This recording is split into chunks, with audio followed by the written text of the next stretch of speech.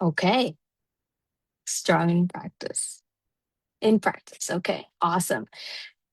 So knowing your number starts out with just being able to track everything. And as we know, whatever we track builds traction. So it's a good start to just kind of start setting those goals in place right now.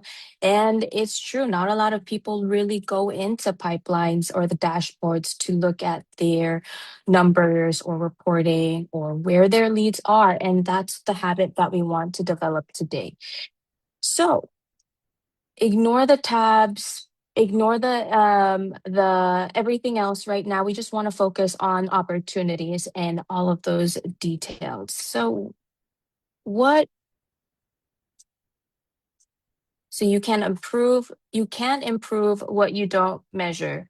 Or as I mentioned earlier, I think I like the saying, whatever you track builds traction, because those kind of sound the same. They kind of rhyme. So it reminds me every time I'm thinking, oh, okay, what is something that I can track to help me see how close I'm getting? Am I seeing maybe something that I can track with the amount of appointments that I'm setting versus the appointments that I am actually booking and proceeding with? So is there a ratio that I can calculate there, that I can measure to see how many appointments should I have this week, or how many emails am I sending out to the leads in order for them to really be uh, attentive? I guess that's kind of where I'm going. If we really want our agents or our clients to be a part of the process with us, so how much emails can we send while the client is looking for a home that can convince them to start really taking this seriously and start looking and going out and booking showings with us? So looking at our pipeline at a big overview, thinking about the ways that we can measure our success, thinking about the ways where we can kind of plant seeds and move forward is also about what we're going to be talking about today.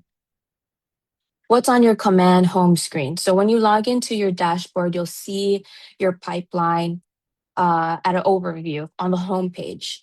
That's typically where people stop. The leads go into command and they sit in contacts. And whether or not we are following up with them, building tasks to follow up, do we know what stages they are in their buying process or in their selling process? So, meeting with the client starts out with, hey, I'm interested, so and so. There's a lot of back and forth going. We can track that as a nurtured lead already. If somebody says that they're interested, let's start getting in the habit of putting them into the pipeline stages of command. If I have an email, that's enough. If I have a phone number, that's enough.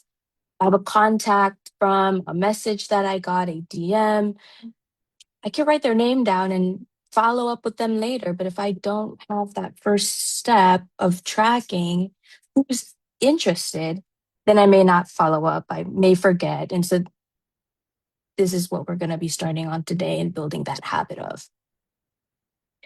Typically, the flow of a lead cycle goes like this. So, new contact, no real relationship, they're just a lead.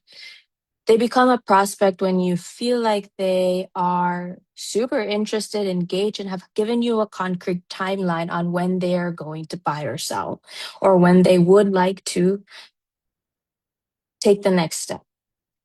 In my opinion, if anybody says they're partially interested, I'll qualify them as a lead and just put them into the dashboard already from then on and see how I can support them, whether it's giving them information through my newsletter or give them some homes to look at in areas they're interested in. So we'll talk a little bit about how smart plans can come into play and help us solve these next steps for our clients and think ahead for them and continue communicating as much as possible. When a client is active, you could decide whether that means when they are signing the BBSA form or they said that they would sign the BBSA form, but there's a pipeline stage for that.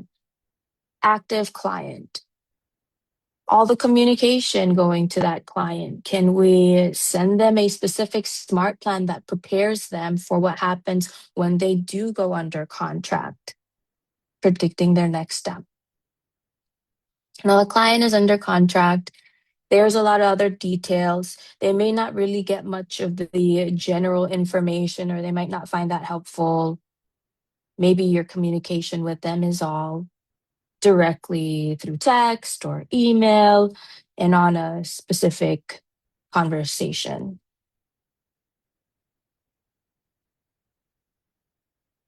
Going forward. There we go. Backwards. There you go. Oh,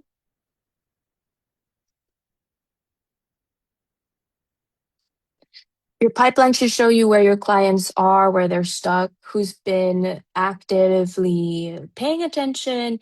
And the biggest thing I would say is to just kind of get into the habit of time blocking your approach to checking on your pipeline. After this is all said and done, I think number one for me, as someone who could be on a million things at once and have a dozen tabs open, I want that extra notification, that extra ping. So I actually make a time block on my calendar so that it can remind me to go into my pipeline and check.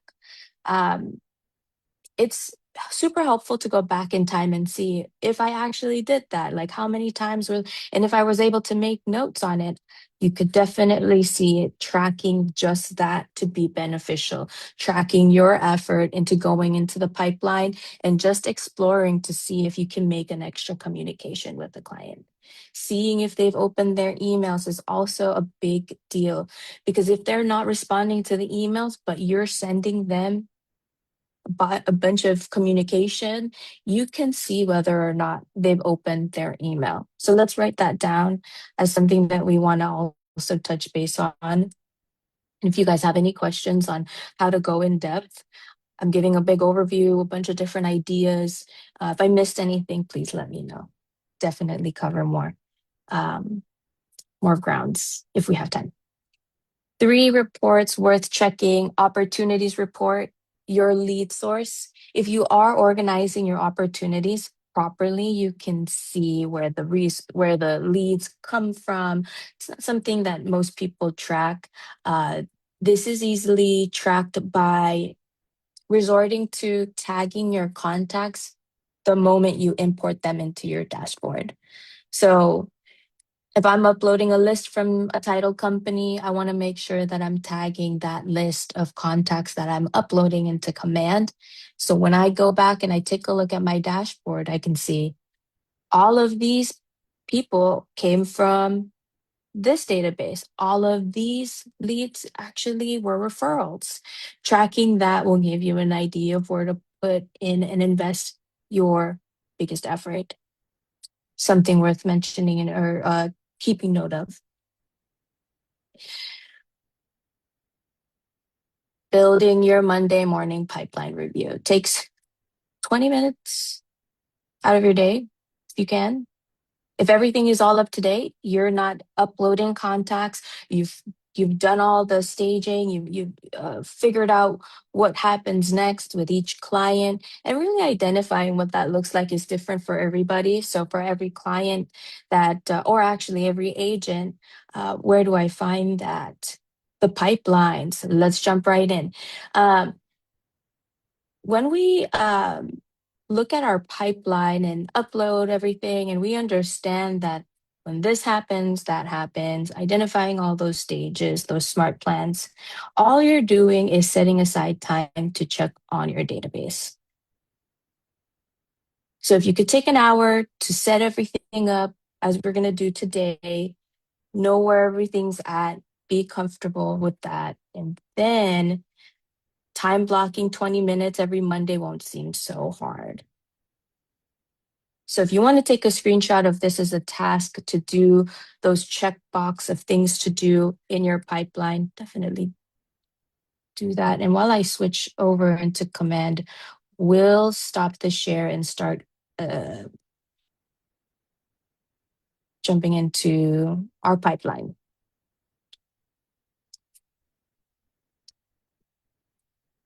So quick overview, our contacts are here. The second tab is what's on screen. The first tab is going to be a summary. Alrighty, as everything is all uploading right now.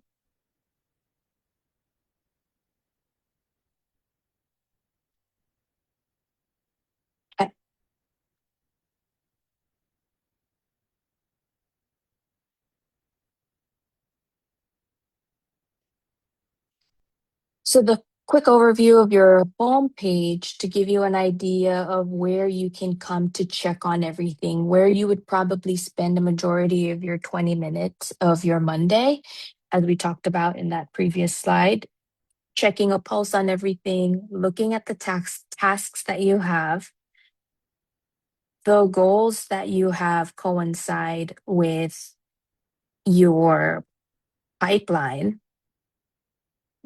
opportunities pipeline. Recent leads get flagged here.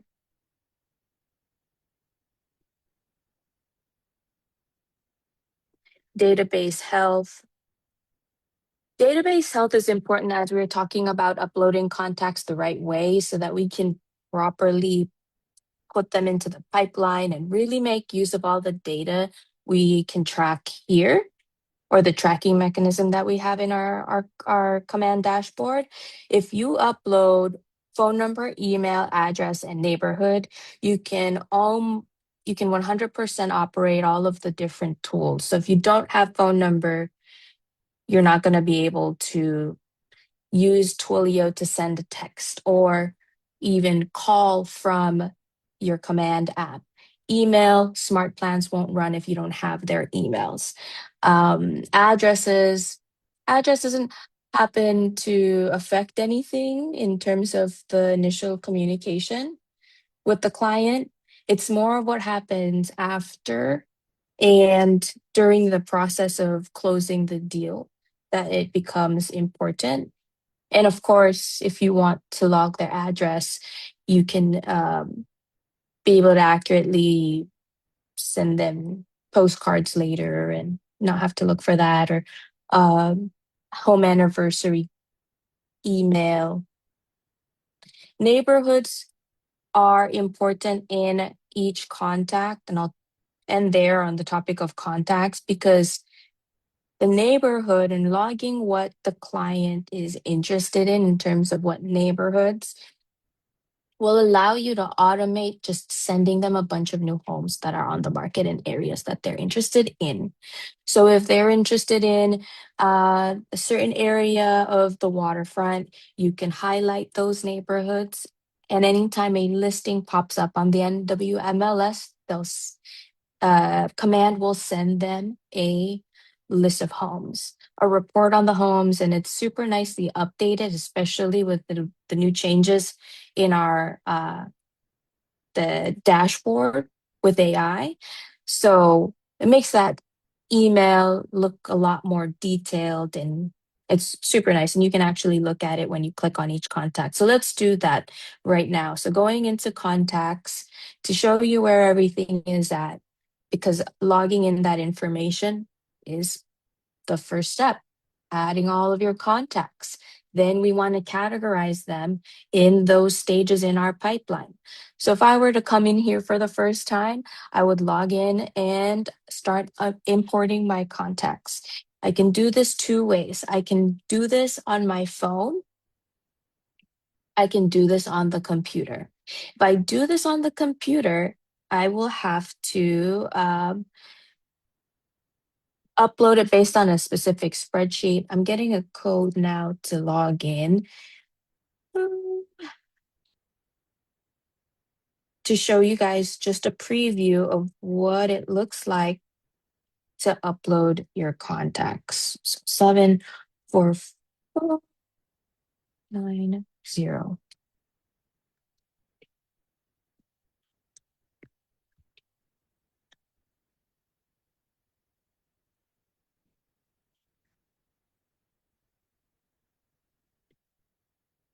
Alrighty. Import contacts assigned to myself. This is new. I'm glad I'm showing it here now. You have the option to upload it as upload contacts and assign it to yourself.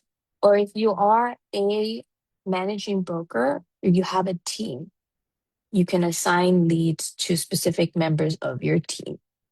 Continue on. It's just me here. I'm going to drop all of my files in an Excel spreadsheet, contact files, right into Command via this upload button. So I can drag and drop or hit browse and then pull in that Excel spreadsheet with all of my contacts. Contacts can come from your email, they can come from your phone. If you're on your phone, if you actually have a majority of your contact on your phone, it's much easier to go into Command on the Command app and upload from there. So as you're uploading your contacts, I don't have a demo for that today. Can definitely go over that another time. Upload your contacts and start tagging them. Are they a warm lead? Are they a cold lead? Um, Warm lead to me but means they're buying in 3 to 6 months. Cold lead, cold lead, they're probably not as interested. Hot lead, they're looking and they want to start the home buying process, the selling process immediately. So tagging your contacts appropriately is super important, in my opinion. And after adding your contacts, you can follow up with updating all of the necessary details. So, as you can see, I've added a couple of different tags to give you an idea. This lead came from an open house. I want to make sure that I tag all my open house leads. That helps me strengthen my communication with my clients, as I can bring that up in conversation or just have that in mind when I'm thinking about where my leads came from. Friends and family, that's a tag that I would add when I'm uploading my contacts from my phone. Warm, hot lead, that'll help me organize my pipeline in opportunities. We'll talk about that here, as that is the big uh, message of our call today. We talked about the important things that we should have to ensure that our database has like an 80% strength or contact strength, or however they say it. Adding a neighborhood will allow you to, here in this button, through this add neighborhood button, will allow you to send out specific homes that are available in specific neighborhoods to that client. So you can see here exactly what neighborhoods, and if I click on add neighborhood, find on map, I personally love this feature because I can zero in on the city and just start clicking around the location that they're interested in. So going super close, or I can type in location.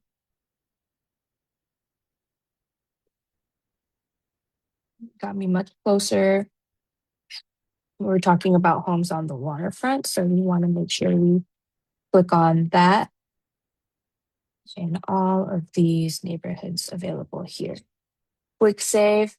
Once homes are available on the MLS, then they get a curated email. This is a monthly neighborhood nurture, so that this refreshes every month if you guys are curious about the cadence.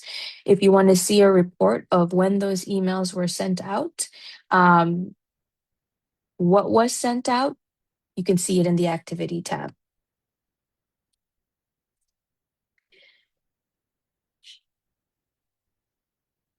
Ah, oh, timeline. My apologies, timeline.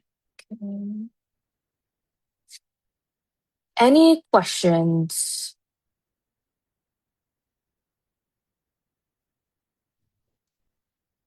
No questions. Oh, love that function. It's so amazing to help personalize information and make each person feel a bit special than a gigantic generic email every time. I know. And I like the email. It's super nice. If they get a link, they click on it and it opens up all of the information on a separate tab.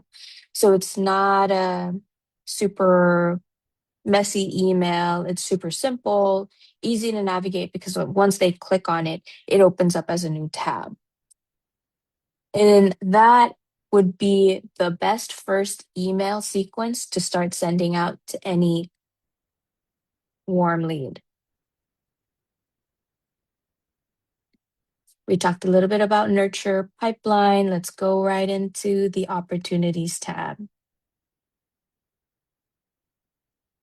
So to use that first smart plan, I would start sending that out to anybody who is interested, said that they are interested, given me their email, uh, and are actually looking for a home. If they haven't said that, they're interested in a specific neighborhood and that conversation has not come up yet. They've given me my email. I may want to give them a monthly newsletter. Add them on that monthly newsletter if they give you your email and just start that communication and make sure that you're making as much effort as possible to communicate at least 8 to 11 times in the first month of meeting them. That is the rule of thumb that will help move the needle forward, at least build curiosity, help build that relationship with them. So, this is the opportunities pipeline. We can see from a big overview what the pipeline stages are: listings, buyers, leases. We don't actually do any rental properties here. So, we don't dive into that part of pipelines as much. But in other states, they do. And this is used nationwide. So there are some features here that are available, but not something that we use in our brokerages. So the opportunity, you start the opportunity in the top right hand corner, or you can start the opportunity within the contact card itself. So whether you're in the contacts tab or in opportunities, starting an opportunity looks the same. If somebody is interested in buying, I would start here. I can assign myself. I'm the only one in my dashboard. So it'll automatically assign this opportunity to myself. In this box, I'll add the buyer, creating the contact. I can start here, or I can select one of the existing contacts. If they have a spouse or somebody else who's going to be buying a home with them, then we can add their information here as well. Opportunity phase, cultivate, appointment, active, watch, nurture, hot. These are parts of the pipeline where we can start to organize and build out who is interested, who is already in the process, and who is ready to move on as a buyer and go under contract, or you're in the process. So, whatever that phase looks like for you, definitely just create that description for what it means for a lead to still be in the cultivate pipeline. And it is up to you to move these clients from one stage to another and update that client every week. It makes going back in time and seeing how much conversation has been going on and making sure that you're at least tracking a lead, um, and not missing out on any opportunities to connect with anyone, easier. So, opportunity stage, we have watch, nurture, and hot. And my translation to that would be cold, warm, and hot lead. Tags, we don't have any tags right now, but if you want to add it from here, you could do that. You could search up a tag or create a tag. An existing tag that we create could be whether or not somebody is a lead from an open house, or if they are a referral. So those types of tags are what we want to indicate here. Budget, This is going to be something that they are going to say to you. This is in your conversation. You don't have to include it right now, but this is what's going to change your forecast in your home dashboard. So it's important to have that super specific commission rate, that one as well. That's income that comes back to you, and that will appear on your reporting tab. An estimated close date, that's probably not something you would add in the very beginning stages, but after you're done adding everything, only the necessary information is the name, pipeline stage, and that pretty much concludes those first steps. So if you want to take a quick tutorial on this, it'll show you exactly where to go. I would definitely go through all of this and just read upon what each button does. That's the control panel, email updates, mark as lost or active. That would be here in the top right hand corner, the vendors tab. There's going to be so much more available to us with the new updates, with AI being a part of the reporting. And so, as detailed as possible, just update your contacts and your pipeline to be as accurate as possible. There's another tab that I'm super excited about that is also going to be I think would be a huge part of your communication with each buyer. And it's going to be about reporting or comparing listings through Command and being able to send a copy of that. You will see a lot of this everywhere now. It's a generate summary button, which once you download that, it gives you all of the details of what you're seeing here on your dashboard. In this case, this is something that you'll need for your records, not for the client, but you can definitely see a lot more of that summary report feature within Command. So now I have all of that here. And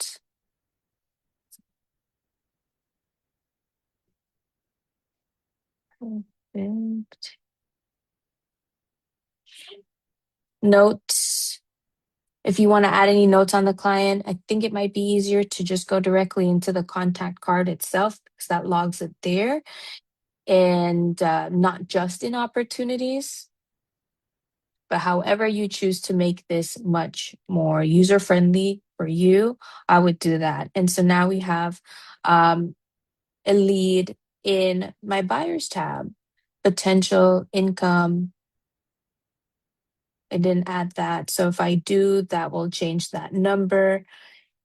I did click a little bit fast, so I want to just go back a step to make sure everybody was able to catch that. So noticing here that we created a new buyer opportunity. So we have one changed under cultivate. Clicking on this opens up the deeper details of my pipeline dashboard. And so now I have this buyer, and if I want to move them over into nurture, that changes the opportunity. If I want to add in a number here,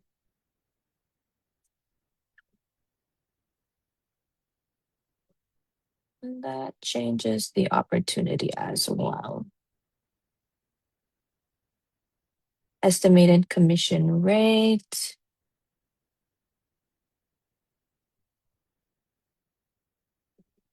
Oh, 3. I'm not number. Gotcha. Contract price.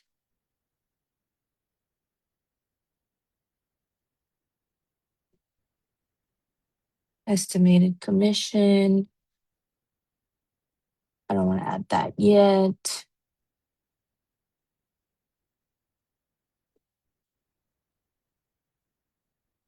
Because we already have the ability to add different admins, I'm interested to see if anybody wants to explore kind of adding a vendor into this process. But if you have everything already lined up in here, makes all the communication much easier. I can definitely see that happening. So Because I changed those numbers, these have changed as well. So I can see that number moving into and through my pipeline under contract. Oops, sorry, swipe too fast. Under cultivate, we have the cold, warm, hot lead.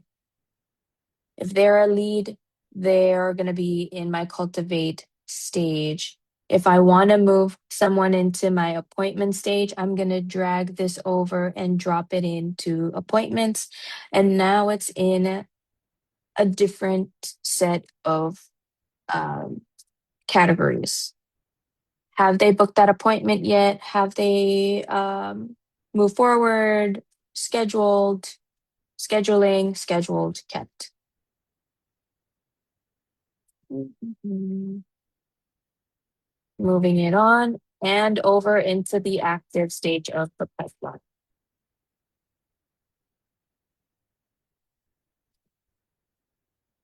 Once I have them in active, they'll definitely be receiving or could benefit from receiving more information about being a homeowner or um, preparing for that move or finalizing the process of moving out of their old home and buying a new home, whatever it may be. You may have a specific smart plan. So now think about it this way. If they are in this specific smart plan, can I just go, or if they're in this specific stage in the pipeline, can I now go back into smart plans and just send them out a series of emails to make life easier so that I know they're getting all the information that they need? That requires me to set up that smart plan too. So I want you guys to, sorry about that.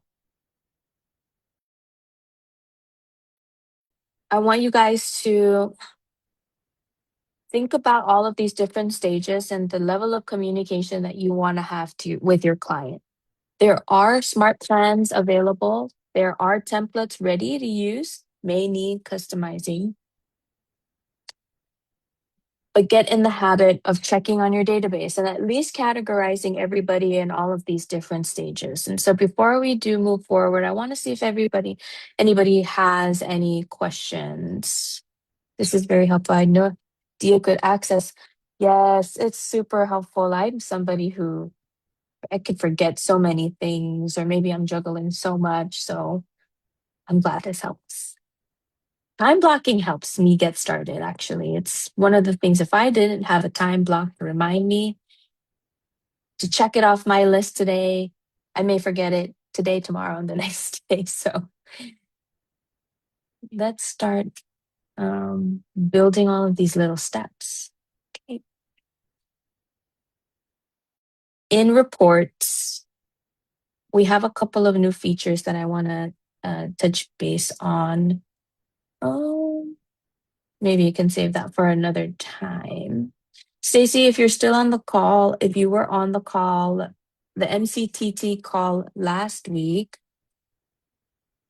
for somebody who is in South San Julia, are you on the call? And if you remember going over the new listing, it was called like a listing analysis. I'm not sure if it was in marketing, but since we have 20 more minutes, I can try to jump in and find it for everybody because it was super cool. It's a way to report this home versus that home to a client. I'll definitely add that to the next class if I can't figure it out in the next 5 minutes. Yes, I was on it, but but we were not on the MCTT call. It's okay. I'll get more details on that. I think we covered a lot of grounds today. That was definitely a bonus. If we cover that next month, I think that would be a really good class. Yeah, we'll probably look into it. Okay. Any other questions? Looking at everything, reportings tab. Let's go back into home and just see how quick we were able to see that. And if you are,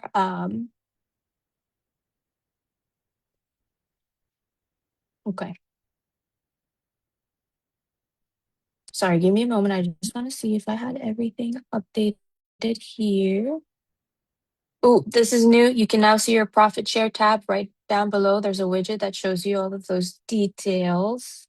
So that is cool. And on the topic of that, whoever names you as your sponsor, as their sponsor, um, would open up that opportunity for you to earn profit share. Ask your ASE about that.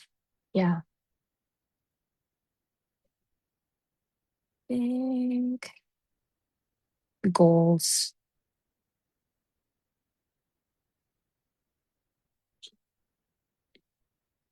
So there is a little bit of a slight change in my dashboard, but it doesn't really cover everything. So let's go back into goal settings. Oh, amazing. Goal setting.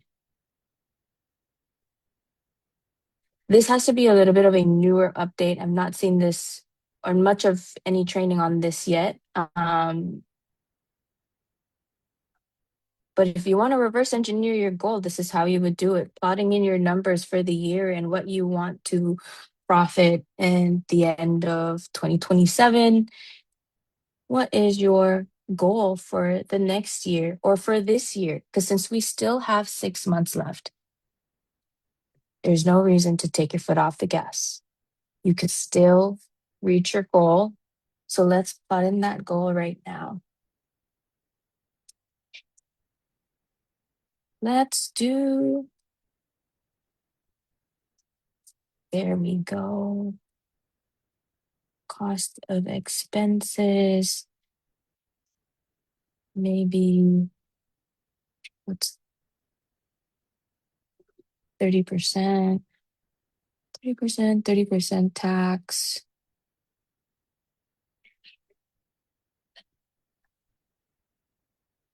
Expenses, if I want to have a 50% profit margin. Mm,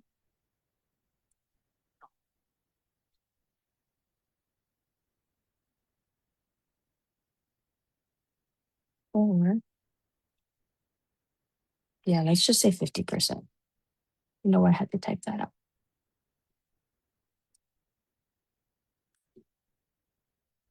This could get really detailed. Takes a lot of thinking to kind of go through this.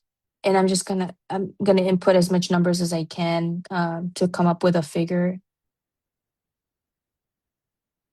But that will really depend on how much you want to put in into the business, right? Setting up your goals, how many listings, and if it means not the number, how many listings do you want to have in at average price point per month to probably get to that goal? If I want to have a 500,000 dollar profit, and I split that into 12. This actually will do a lot of that for you. So now that it is updating that goals, I'll let it do what it can show us. Is that is my first time exploring this today too. You could probably reach out to your office's productivity coach to get a better idea of a realistic goal and tips on how to reach that goal. Definitely why I'm not going to cover that more in depth. As we are on Tech Thursday call, we just like to cover the tech part, and that's kind of where our expertise lies. So if you haven't had a meeting with your coach, that would probably be a time to set up that meeting. We're always available if you guys have any other questions, but it's been really great sharing this with you guys. There's going to be a lot of changes, so please um, let us know if you see anything. Let us know if you need help, or if you want us to cover a new topic. We might have some things up our sleeves for the next class, for the next month. So see you soon. Thank you. Bye. And no extra feet or fingers today. No people were in the slide. Not I even noticed that. graphics. I was like, oh, she didn't choose any real people this I time. deleted them. I No totally deleted them. extra fingers or hands or arms. I was like, Mm-mm. will there be extra limbs today?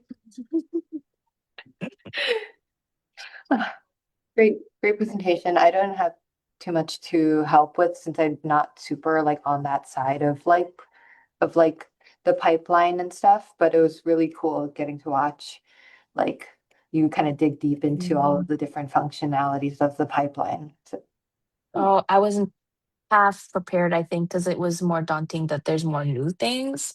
yeah, it's But constantly it was, changing. I like it. I like it now. Yeah. It's much better than it was before. It was one of the scarier things to look Hmm. into. So Yeah. thank you. Um, Yes, I Catherine. don't know if you've already planned out your